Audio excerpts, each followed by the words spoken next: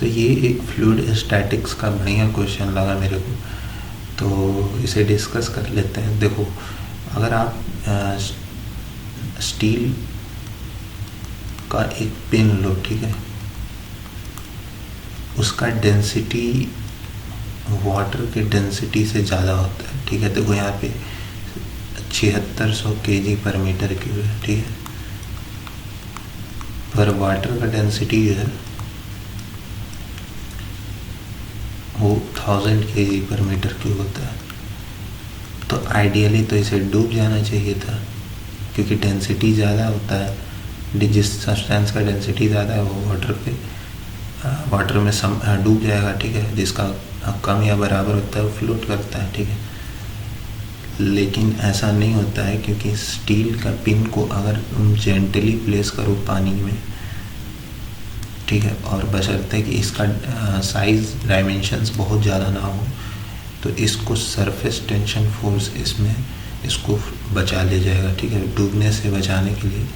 मतलब surface tension is responsible for this needle to float on water, ठीक है। तो वही उसी लॉजिक पर क्वेश्चन बेस्ड है, ठीक है, कि लार्जेस्ट, अब देखो डायामीटर बहुत ज़्यादा अगर रख दें इस नीडल का, ठीक है, तो क्या होगा कि ये जो सरफेस टेंशन फोर्स लग रहा है, ठीक है,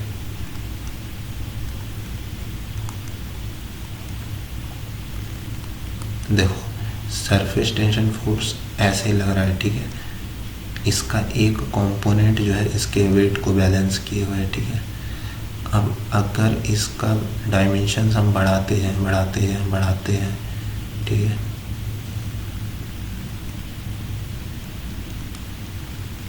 तो एक टाइम आएगा जहाँ पे, यहाँ देखो एक टाइम आएगा कि जब ये लिक्विड का सरफेस है, ठीक है, जस्ट डूबने वाला होगा, ठीक है। उस केस में सरफेस टेंशन नॉर्मली ऐसे आ रहा था, ठीक है, जिसका कि एक कंपोनेंट, वर्टिकल कंपोनेंट जो है इसको बैलेंस आउट कर दे रहा था, ठीक है। जस्ट डूबने से बचाने के लिए अब ज़्यादा डायमीटर करते जाएंगे तो ये मेनिस्कस जो बन रहा है, सरफेस बन रहा है, ये ज़्यादा बनेगा, ठीक है, और एक टाइम आएगा जब ये डूब जाएगा, ठीक है। इसीलिए डायमेंशंस कंसिडरेबल रखना पड़ेगा हमको। बहुत पतला पिन यूज़ करना पड़ता है, और उस पतले पिन को अगर हम पानी में रखते हैं तो फ्लोट करता है। लेकिन एक भारी मोटा पिन जैसे उसका डायमीटर बढ़ते जाएगा वो फ्लोट नहीं करेगा, फिर डूब जाएगा एक सर्टेन लिमिट के बाद, ठीक है। तो एक ये जो मेनिस्कस बन रहा है ना ऐसे करके, ठीक है, कुछ ज़्यादा दिखा दिया है।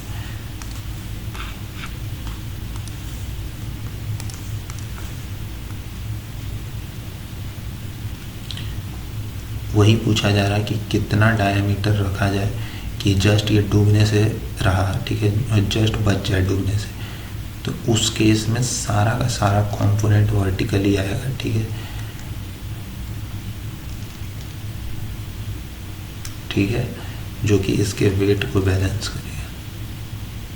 मतलब सरफेस टेंशन अपना पूरा दम लगा देगा इसको बचाने के लिए, ठीक है। अभी क्या था कि वेट उतना ज़्यादा नहीं था, मतलब हाँ, तो सरफेस टेंशन किसी एंगल पे लग रहा था, ठीक है। धीरे धीरे इसका डायमेंशन बढ़ने के कारण इसका मास हैवी होते जाएगा, तो फिर वो डूबने के कगार पे चला जाएगा, ठीक है। तो उस केस में पूरा सरफेस टेंशन जो है परपेंडिकुलर लग जाएगा, ठीक है। तो जो इसके वेट को बैलेंस आउट कर देगा, ठीक है। अब सरफेस टेंशन फोर्स क्या होता है, sigma is equals to F per unit length defined है, ठीक है। Surface tension is equals to sigma into L, ठीक है। लेकिन ध्यान देने वाली बात यह है कि ये इस लेंथ पे भी एक्ट करेगा, इस लेंथ पे भी एक्ट करेगा, ठीक है। तो यहाँ हो जाएगा सिग्मा इंटू 2 टाइम्स का एल, ठीक है। तो sigma multiply by 2 times L will be balanced out by weight. Weight को कैसे लिखें, density into volume. Circular section है तो ये हो गया वेट, डेंसिटी इंटू वॉल्यूम, हाँ वेट हो गया, ठीक है। अब 1 मिनट, कहीं कुछ गड़बड़ तो नहीं हो रहा है इसमें? वॉल्यूम में लेंथ का फैक्टर छूट गया था, ठीक है। अब देखो इसे सॉल्व कर लेते हैं। यहाँ पे लेंथ से लेंथ कैंसिल आउट, ठीक है। तो सिग्मा कितना दे रखा है इन्होंने? 0.072।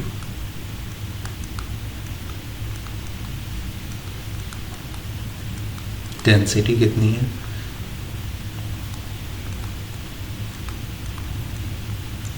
कुछ ना कहा गया है तो 9.8 ले ही लेते हैं, ठीक है। π/4 इंटू d², ठीक है। यहाँ से डायमीटर बड़े आसानी से निकल जाएगा, ठीक है। इसका डायमीटर 0.156 mm आ रहा है, ठीक है, मीटर आ रहा है, ठीक है।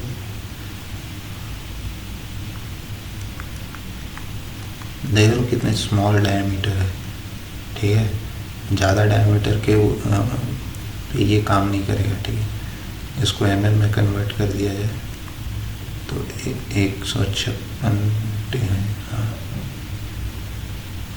इतना mm आ जाएगा।